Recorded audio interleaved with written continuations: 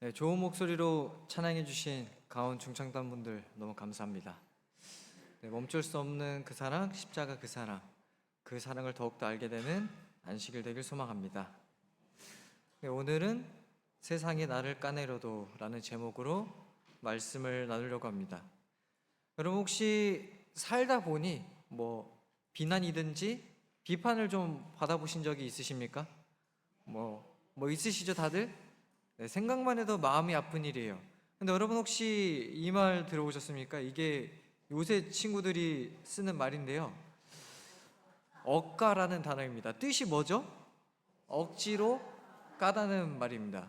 누군가가 나를 비난하는 거나 비판하는 것도 마음이 아픈데, 쉽게 말해서 누군가가 나를 터무니없이 비판하거나 억지로 흠을 잡는 경우라고 볼 수 있어요. 참 억울하고 화가 나기로는 이렇게가 화가 날 수가 없는 상황입니다. 이런 신조들이 생겼다는 것은 누군가가 나를 터무니없이 비판하거나 흠을 잡는 경우가 많기 때문에 이런 신조어가 생겼다고 볼 수 있어요. 근데 여러분, 만약 세상에 내 편이 하나 없이 다 나를 비난하기로 작정했다면 그것만큼 힘든 일도 없을 것 같아요. 제가 예전에 봤던 한 이야기입니다. 제가 앞에 있는 사진을 읽어드리겠습니다. 지금 당장 나가세요. 청천벽력 같은 소리였다. 나는 엄마가 암으로 죽은 초등학교 2학년 때부터 교회에 나가고 있다. 그렇다고 열심당원은 아니다. 겨우 주일 예배를 지키는 정도다. 목사님이나 교회 성도들과 교제도 없다. 성가대에 서고 싶었지만 과민성 대장 증후군 때문에 단념했다. 예배 중 한 번 정도는 화장실에 가야 하는데 성가대석의 좁은 공간을 헤치고 만인의 주목을 받으면서 갈 수는 없는 노릇이기 때문이다. 그날도 목사님 설교 중에 배가 아프기 시작했다. 화장실에 가려고 일어서려던 순간 교회를 울리는 목사님의 한마디. 이 자리에 신천지 추수꾼이 들어와 있는 것을 다 압니다. 지금 당장 나가세요. 어서 일어나세요. 교회에 다닌 지 40여 년 만에 최대 위기였다. 참으로 안타깝고 억울한 상황입니다. 억지로 비난받을 수도 있는 상황이죠. 여러분들이라면 어떻게 하시겠습니까? 무작정 일단 참아보시겠습니까? 아니면은 그래도 급한 일단 나가시겠습니까? 이 사람 입장에서 너무나 억울할 것 같아요. 왜냐하면 열심히 교회는 다니지 않았어도 그래도 신천지는 아니지 않았습니까? 재밌는 이야기지만 우리는 내가 가진 정체성에 대해서 공격받거나 사실 의심받는 것이 썩 즐거운 일은 아닌 것 같아요. 그리스도인의 정체성도 마찬가지인 것 같습니다. 그리스도인으로서 우리가 가진 정체성은 분명히 있어요. 우리가 그리스도인으로서 우리가 어떤 생각을 하고 어떤 말을 하고 어떤 마음을 품어야 되는지를 우리는 분명히 기억하고 생각하고 살아가야 되는 사람들이에요. 만일 그것을 잃어버린다면, 내가 그리스도인으로서의 정체성을 잃어버린다면 사실 하나님을 모르는 사람과는 크게 다르지 않을지도 모르겠습니다. 오늘 제가 보려는 말씀의 본문은 마가복음 14장 제일 후반부의 내용에 나오는 아주 극한 상황 속에서 자신의 정체성을 당당히 드러내신 예수님의 모습과 억지로 예수님을 모함하는 모습이 등장을 합니다. 오늘 그 부분을 함께 좀 살펴보려고 합니다. 자, 먼저 예수님을 향한 여러 가지 거짓 증언들을 확인해 볼 텐데요. 먼저 마가복음 14장 53절에 있는 말씀을 저희가 같이 한번 읽어보겠습니다. 그들이 예수를 끌고 시작.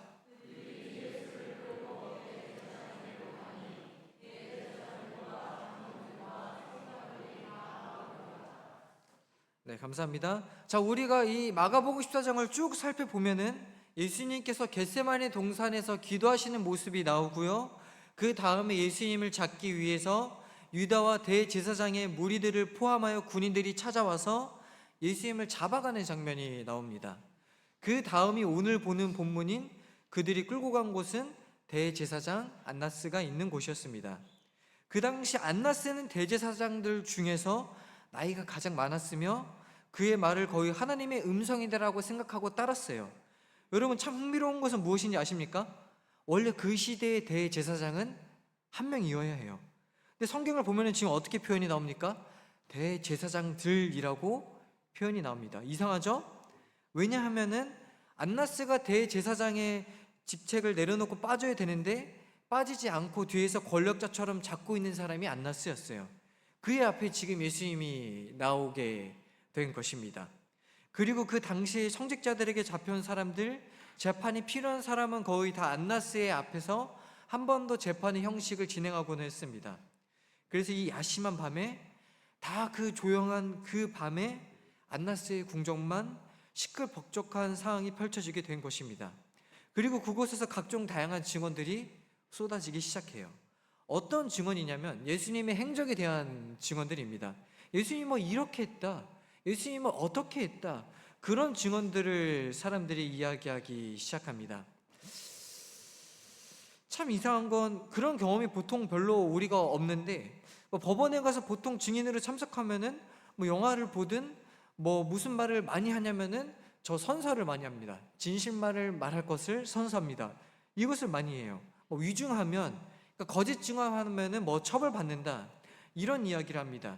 이 이야기는 내가 증인으로서 증언을 할 때 뭐에 입각해야 되냐면은 정확한 진실, 아주 기본적인 사실에 대해서 이야기한다고 선서하는 거예요. 뭘 더하거나 뭘 빼거나 그런 거 없이 순수하게 내가 바라본 사실관계만을 이야기하는 것이 증언이 되어야 되는데, 여기서 이루어지는 모든 증언들은 그런 깨끗한 사실과는 아무런 상관이 없었습니다. 더 재미있는 건 그 증언들조차 앞뒤가 맞지 않았어요. 55절에 보면 이렇게 나옵니다. 제가 읽겠습니다. 대제사장들과 온 공회가 예수를 죽이려고 그를 칠 증거를 찾되 얻지 못하니 이는 예수를 쳐서 거짓 증언한 자가 많으나 그 증언이 서로 일치하지 못함이라. 그 증언이 서로 뭐 하지 못한대요? 일치하지 못한대요. 그러니까 나쁜 짓 하려면 뭐가 좋아야 돼요, 여러분? 머리가 좋아야 됩니다. 그러니까 지금 예수님을 죽여야지, 예수님을 어떻게 해코지해야지 마음을 모으고 사람들을 모아서 뭐 돈을 주든 어떻게 했든 이렇게 했는데, 근데 이 사람들 지금 앞뒤가 맞지 않은 거예요. 서로 증거가 일치되지가 않는 겁니다.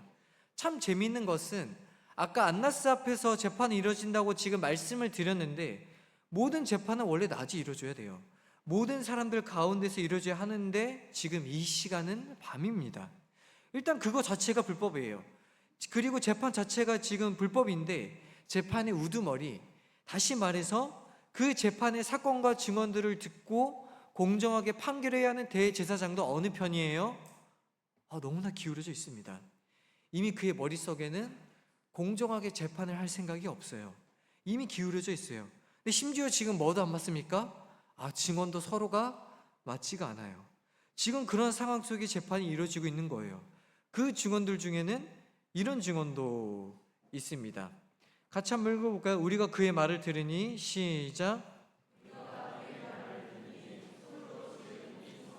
내가 알고 손으로 짓지 아니한 다른 성전을 사흘 동안에 지으리라 하더라 하되 그 증언도 서로 일치하지 않더라. 여기까지 읽겠습니다. 그러니까 말을 하기는 하는 건데 말이 자꾸 이상해요. 요한복음 2장 19절에 보면 이렇게 말씀하시거든요. 예수께서 대답하여 이르시되 너희가 이 성전을 헐라 내가 사흘 동안에 일으키리라. 그러니까 하나의 성전을 가지고 예수님께서 지금 말씀을 하신 건데, 지금 예수님이 이 성전을 예수님이 헐고 또 다른 성전을 지을 것이다, 이렇게 서로 헷갈리면서 다른 이야기들을 하고 있는 것입니다. 시대의 소망을 보니까 이렇게 묘사하고 있어요. 그들 중 예수님을 비난하도록 뇌물을 받은 한 사람이 이 사람의 말이 내가 하나님의 성전을 헐고 사흘에 지을 수 있다 하더라고 선언했다. 이와 같이 그리스도의 말씀이 잘못 전달되었다.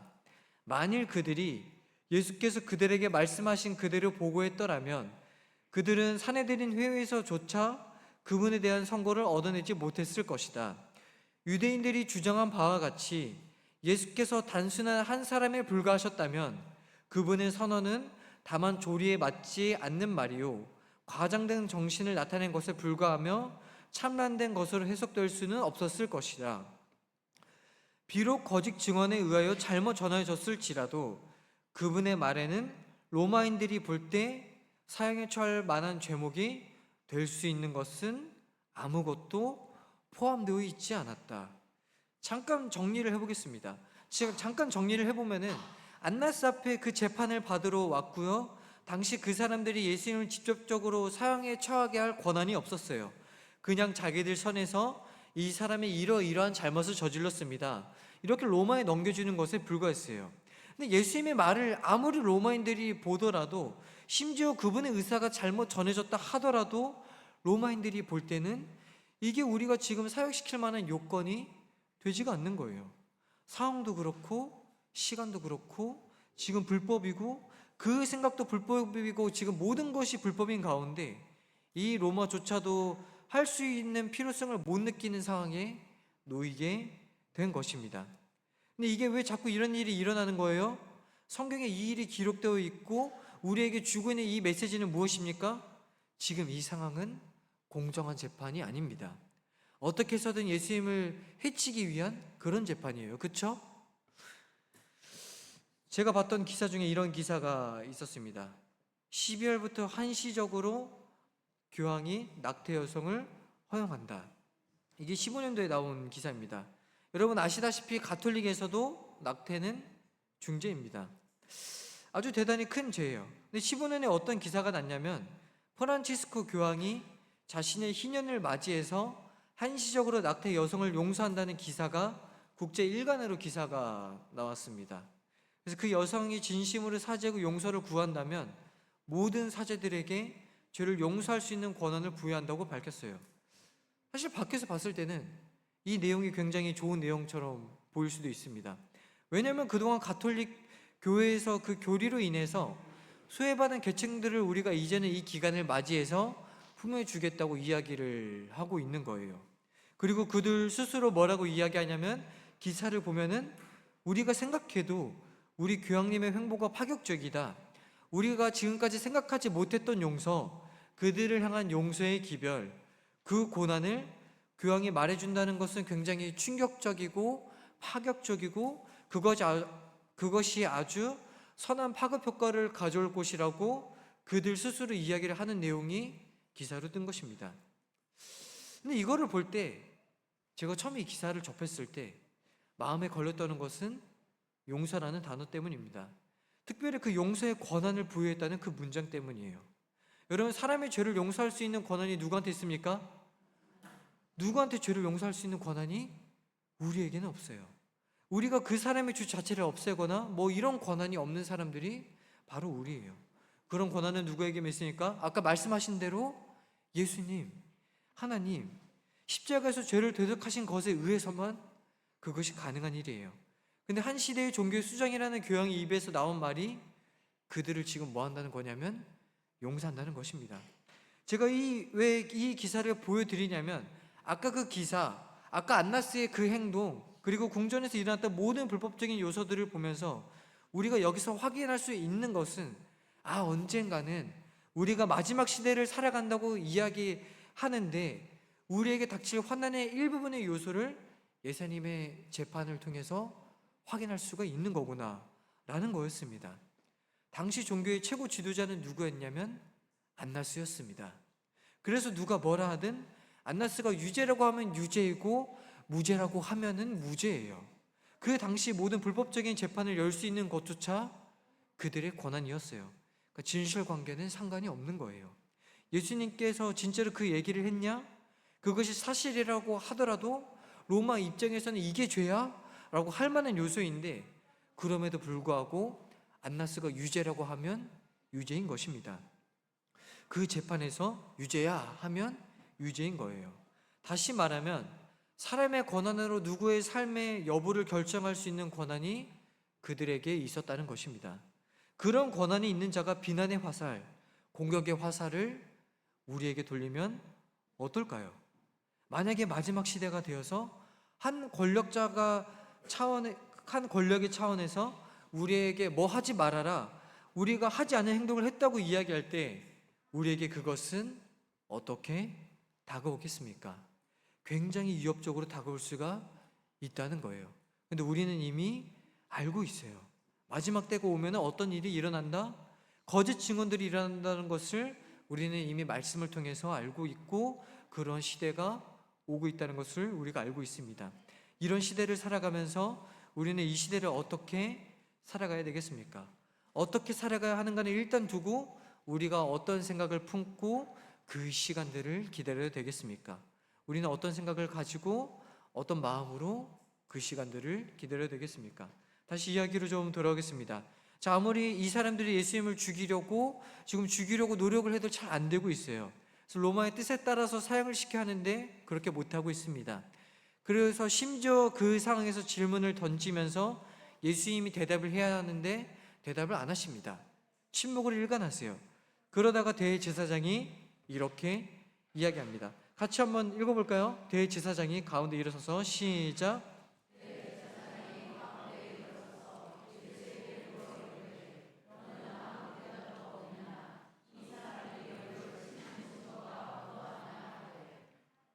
네, 감사합니다. 그러니까 지금 초조한 거예요. 이제 지금 초조한 겁니다. 아니 지금 거짓으로 증언을 하면은 반응이 있어야 되는데, 그리고 그 반응을 통해서 꼬투리를 지금 내가 잡아야 되는데 말을 안 하니까 물어보게 되는 겁니다. 이 증거 어떠냐? 지금 자백하는 것과 똑같은 거예요. 우리가 만든 이 증거가 너에게 어떠냐? 지금 이렇게 물어보고 있는 것입니다. 그리고 날이 밝아 버리면 예수님을 따르는 백성들이 예수님을 재판했다는 소식을 듣고 일어날 테니 빨리 이 밤의 해결을 봐야 되는 것입니다. 그러다가 이런 질문을 던지게 됩니다. 제가 읽겠습니다. 침묵하고 아무 대답도 아니하시거늘 대제사장이 다시 물어 이르되 내가 찬송받을 이의 아들 그리스도냐? 너가 그리스도냐? 너가 기름 부음을 받을 자냐? 너가 하나님의 아들이냐? 여러분, 그 전까지 질문은 어떻게 보면은 예수님께서 대답할 만한 가치가 없는 거짓된 질문과 증언이었다고 하면은 이 질문은 그냥 넘어가서는 안 되는 그런 질문이었습니다. 예수님께 있어서 이 질문은 예수님의 본성과 예수님의 사역과 그 존재에 대해서 증언해야 되는 질문이었어요. 너가 찬송받을 자의 아들 그리스도냐?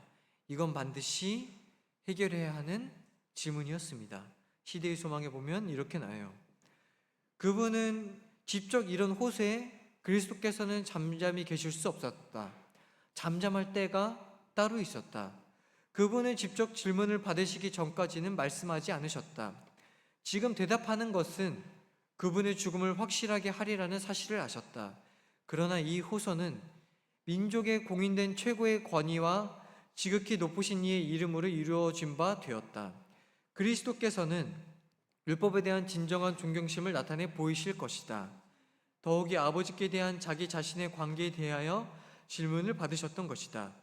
그분은 당신의 품성과 사명을 분명하게 선언하셔야만 했다. 여기 맨 밑에 주한 글씨만 다시 한번 같이 읽어볼까요? 그분은 시작.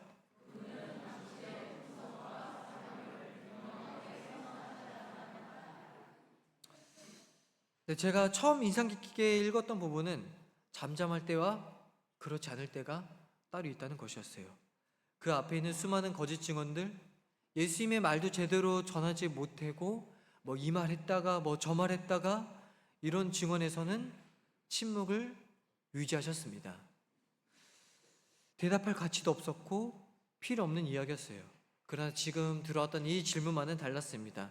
예수님의 정체성에 대한 질문이었고 예수님의 존재에 대한 질문, 예수님의 그 사명에 대한 것을 드러내는 질문입니다. 그래서 이 질문은 반드시 명확히 짚고 넘어가야 됐어요. 비록 이 질문을 통해서 제가 노랗게 표시했지만 자신이 죽을 것이란 것을 확실하게 하리라는 사실을 알았음에도 불구하고 드러내야 되는 것은 드러내시는 것입니다. 같이 한번 다음 성경절 읽어볼까요?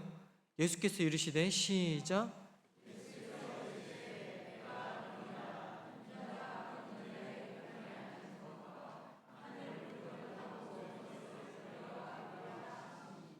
자, 지금 너가 그리스도냐? 이렇게 물어보고 있습니다. 여기에 대한 예수님의 대답은 내가 그리스도다, 내가 메시아다고 선언하시는 거예요. 그 전까지는 거기 있는 모든 사람들이 갈피를 못 잡고 좋은 방향은 아니었지만 갈피를 못 잡고 있을 때 그들의 모든 시선이 지금 누구에게 꽂히냐면은 예수님께 꽂히게 되고 이 대답은 예수님께 시선이 고정이 되는 거예요. 모든 사람이 집중될 수밖에 없는 그런 질문이었어요. 그래서 시대의 소망을 좀 보면은 내가 그리스도라고 이렇게 말하실 때 그때 예수님의 신성이 번뜩인다라고 이렇게 문구가 나옵니다. 포로로 잡혀온 사람이 아니라, 정말 유대인이 볼 때 죽게 될 그런 사람이 아니라, 정말 얼굴에 신성이 번뜩이고 예수님의 눈빛이 거기 있는 사람들의 마음을 꿰뚫는 듯한 느낌을 받았다라고 이렇게 이야기가 나오고 있어요. 엄숙하면서도 분명한 선언이 그 자리에서 울려 퍼지는 거예요. 어떤 상황임에도 불구하고요, 내가 그리스도라고 대답하면은 그 대답을 통해서 그들이 빌미를 잡고 분명히 내가 죽음에 이를 것이라고, 물론 이전에 예수님 기도하셨지만 그럼에도 불구하고 내가 이 대답을 통해서 십자가에 달려 돌아가셨을 것을 아심에도 불구하고 명확하게 드러내시는 것입니다. 사랑하는 성도 여러분, 예수님께서는 인류를 위한 사명을 위해 죽을 것이란 걸 알고 대답하셨어요. 예수님의 품성은 무엇보다도 인류를 향한 사랑이 우선이었습니다. 그 사랑이 지금 이 자리에 우리에게 동일하게 주어지고 있음을 기억하는 저 여러분 되길 간절히 소망합니다. 여기서 우리가 생각해 볼 것은, 분명 거짓 증언이 일어나고 마지막 때가 올 것이고 그런 시대가 올 것인데 그 전에 우리가 어떤 마음으로 준비해야 하는가, 그것입니다. 요약하면 이렇게 대답할 수 있을 것 같습니다. 같이 한번 읽어볼까요? 주님의 대답이, 시작. 우리의 신념이 되어야 합니다. 어떤 신념이냐면 고백해야 할 때 고백하는 신념, 내가 믿음을 갖고 있음을 드러내야 될 때 그것을 드러내는 신념, 내가 예수님을 믿는다는 것이, 내가 교회를 다닌다는 사람이라는 것이, 내가 하나님을 믿는 사람이라면 내가 드러내야 될 때 드러내야 된다는 것입니다. 내가 입으로 시인해야 할 때 시인해야 되는 삶을 사는 것이 우리가 해야 되는 일이라는 거예요. 그게 마지막 때가 왔을 때만 해야 된다는 것이 아닙니다. 마지막 때가 왔을 때 이미 우리가 준비하고 있어야 된다는 거예요. 우리가 입으로 말해야 한다. 우리가 그 준비를 하면서 살아가야 된다라고 지금 말해주고 있는 것입니다. 우리가 그리스도인임을 망각할 때 우리가 곁길로 빠지게 되는 것 같아요. 내가 주님을 믿는 사실을 망각할 때 세상의 유혹이 나를 점령하게 되는 것 같습니다. 그런데 반대로 내가 주님을 믿고 있다는 것을 명확히 인지하고 고백할 때 우리가 그 유혹들을 이겨낼 수 있다는 것입니다. 우리가 그리스도인임을 명심하며 살아갈 때 많은 유혹들 속에서 승리할 수 있음을, 그리스도께서 그렇게 해주심을 기억하는 저 여러분 되길 간절히 소망합니다. 명확한 믿음과 그 믿음에 대한 고백을 하는 우리들을 향해서 주님께서 주시는 말씀이 있습니다. 같이 한번 읽어볼까요? 누구든지, 시작.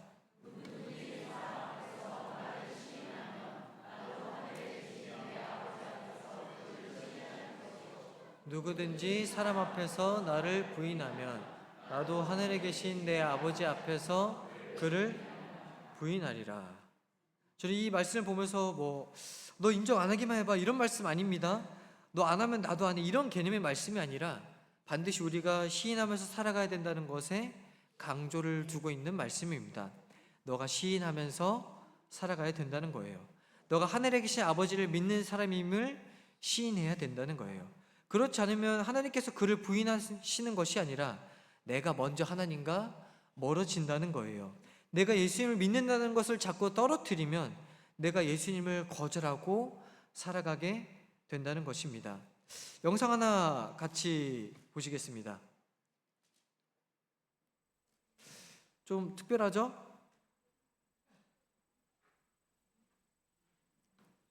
어떻습니까? 커튼으로 자꾸 가리려고 시도하니까 오히려 시선이 계속 가게 되죠? 니클로스 로이라는 사람이 자신의 작업실이 길가에 큰 창문이 있는 오래된 상점 자리에 있었습니다. 그래서 그는 자신의 사생활을 보호하기 위해서 창문에 작은 그 자동 커튼 장치를 설치했습니다. 이 커튼은 카메라와 오래된 노트북을 통해서 거리의 행인들을 인식하고 그 앞을 가리기 위해서 아까 우리가 본 것처럼 스스로 움직입니다. 그러나 이 커튼은 어떻습니까? 아이러니하게도 사생활을 지키기 위해 만들었지만 실패하게 돼요. 오히려 사람들이 호기심을 자극하고 더 많은 시선을 끌게 되고 유명해지게 되었습니다. 우리도 그렇지 않을까요? 그리스도인이라고 말은 하지만 내가 예수님을 시인하지 않을 때, 내가 주님을 시인하지 않고 내가 주님을 믿는다는 것을 잊어버리고 그것을 거부하고 말하는 것을 외면하고 피해가면서 살아갈 때, 또 그것이 반복될 때, 겉으로는 가려버릴지라도 결국 속에 무엇이 있는지 보이게 되는 것 같습니다. 사실 사람은 언제나 선보다는 죄를 좋아하는 것에 죄에 더 끌립니다. 왜냐하면 악한 것이 더 짜릿하고 굉장히 즐거워요. 그것을 또 좋아하는 마음을 가지고 있습니다. 그래서 우리 스스로 흘러가는 대로 두면은, 다시 말해서 내가 주님을 고백하면서 살아가는 것, 사실 자연스럽게 되는 것은 아닌 것 같아요. 자연스럽게 두면 우리는 주님을 모르면서 살아가잖아요. 주님을 잊고 살아가게 되잖아요. 그래서 내 입으로 주님을 믿어요라고 말하는 것은 반드시 뭐가 들어가야 되냐면은 나의 의도와 나의 믿음이 들어가야 되는 것입니다. 근데 그것을 시인하지 않고, 시인하려고 원하지 않고 시도조차 하지 않고 살아가게 되면은 우리가 주님과 멀어지는 것은 당연한 것입니다. 그리고 그게 편해져요. 세상에서 살 때 주님을 고백하지 않고 살아가는 것이 사실 더 편할지도 모르겠습니다. 주님 모르는 사람처럼 살아가는 것이 훨씬 더 편할 수도 있어요. 그러다가 결정적인 순간에 우리가 반드시 대답해야 되는 그 순간에 답하지 못할 수도 있음을 우리는 예수님의 모습을 통해서 다시 한번 스스로 돌아보고 결심하는 시간 되기를 간절히 소망합니다. 사랑하는 성도 여러분, 우리는 누구입니까? 우리는 예수님을 믿는 사람들입니다. 말도 안 되는 억지 비난 속에서 예수님을 인류를 향한 사랑으로 죽을 걸 아시면서도 주님의 품성과 사명을 드러내셨어요. 그러한 예수님이 지금도 우리와 함께함을 기억하고 더욱 소망하는 저 여러분 되기를 간절히 소망합니다. 오늘 설교 제목 기억하십니까? 세상이 억지로 까내려도입니다. 여기서 자꾸 아까 처음 들었던 그 예화만, 재밌었던 예화만 기억하시면 안 됩니다.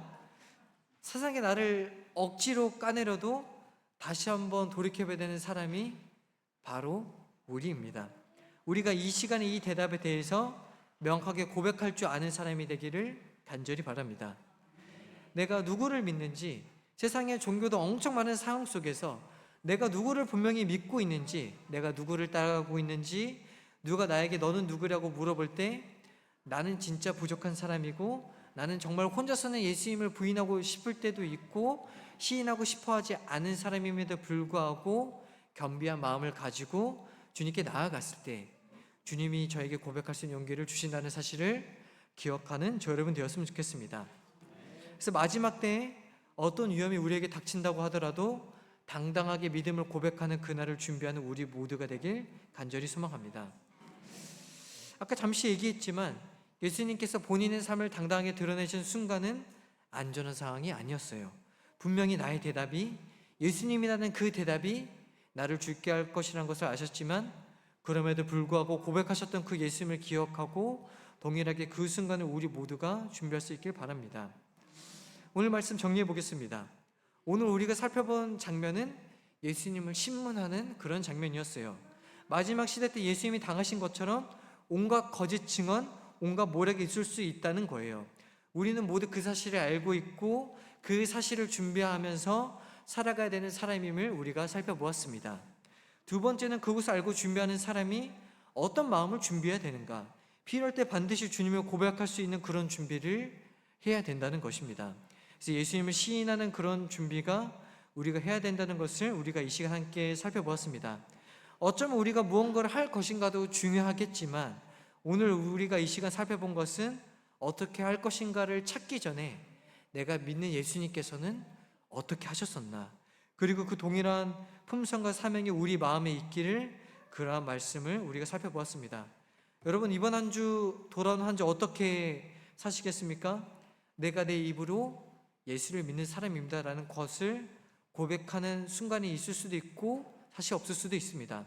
그러나 중요한 것은, 우리가 준비해야 하는 것은 그 순간이 왔을 때 고백할 수 있는 그런 준비를 오늘부터 이 시간 함께 기도하시면서 함께 준비하는 우리 모두가 되길 바라면서 오늘 말씀을 마치도록 하겠습니다.